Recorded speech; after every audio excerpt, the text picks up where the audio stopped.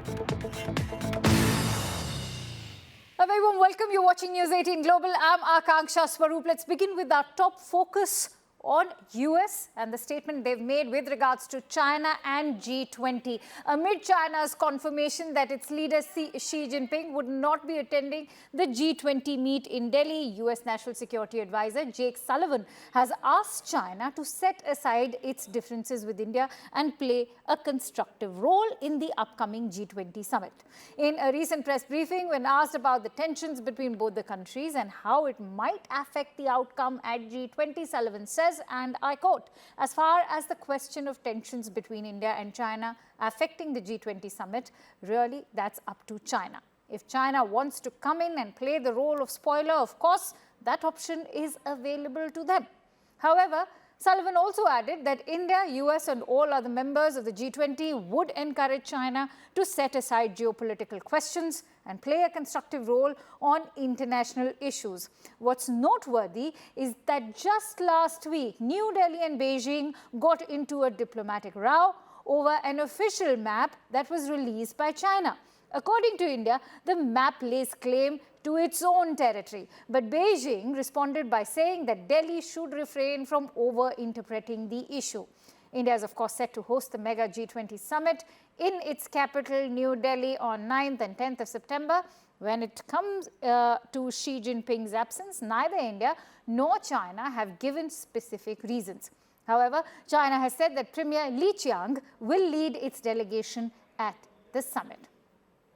And with that, let me also bring out a quote graphics for you, what Jake Sullivan has had to say. And let me quote this for your benefit and also for the benefit of our guest. He says that if China wants to come in and play the role of spoiler, that option is available for them, would encourage China to set aside geopolitical questions and play a constructive role, focus on problem solving and delivering for developing countries. Let's also listen in to the reactions that have come in.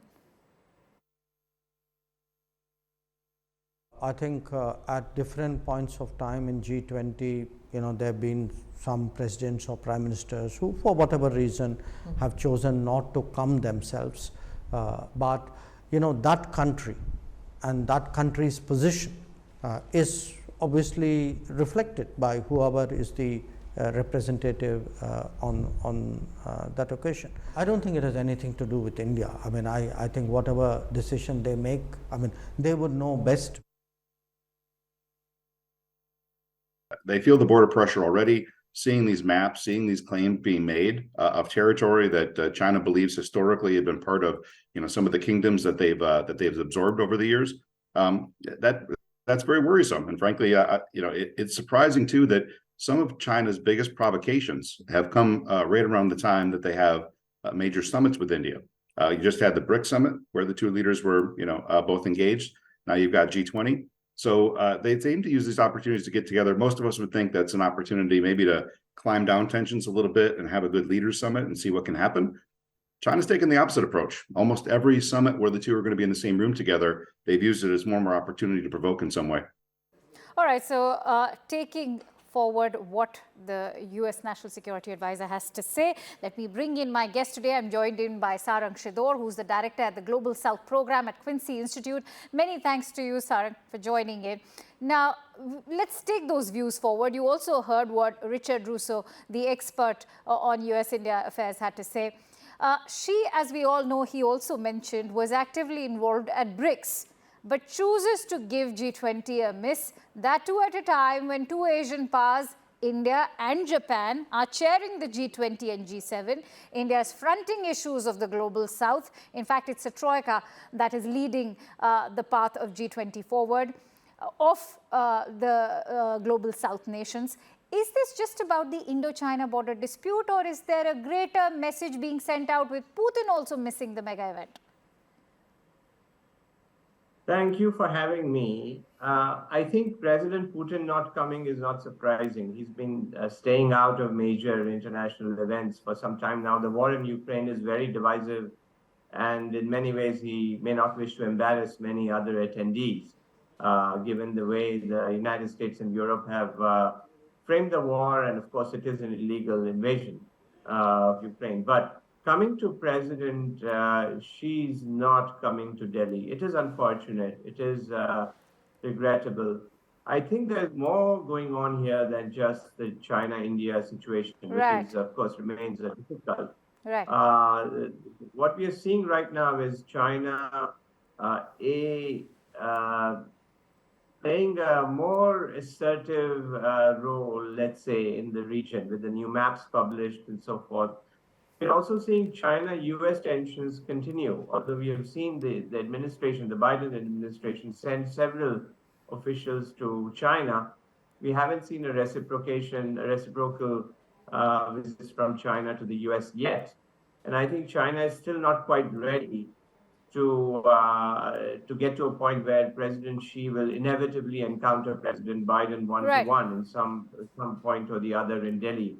So they are waiting. Possibly the November APEC meeting in San Francisco could be the moment when President Xi decides that it's the right time.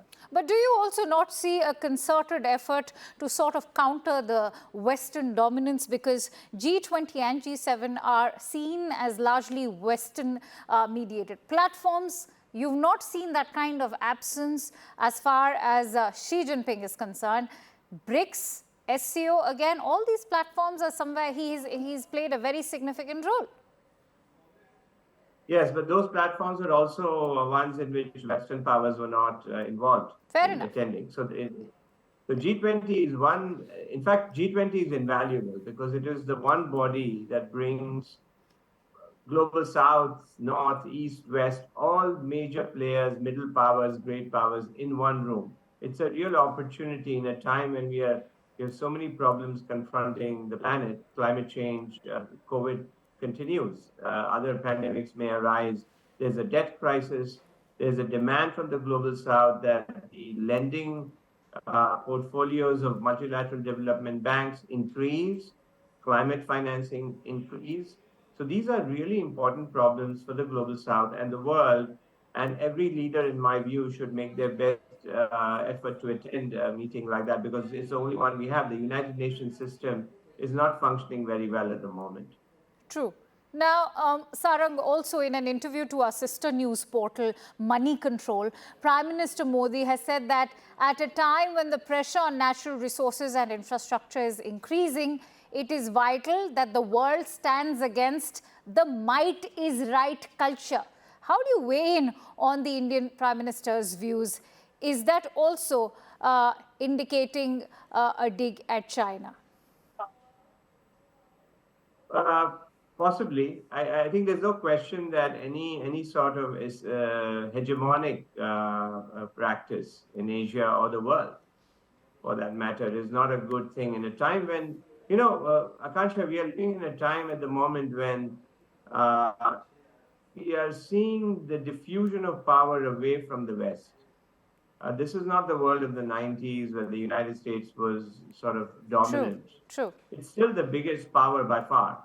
But other countries, and not just China, other middle powers, regional powers are asserting themselves more. And we can't afford any sort of hegemonic or expansionist practices by any major or great power anywhere, because the balance of the planet, the balance of the international system is very fragile.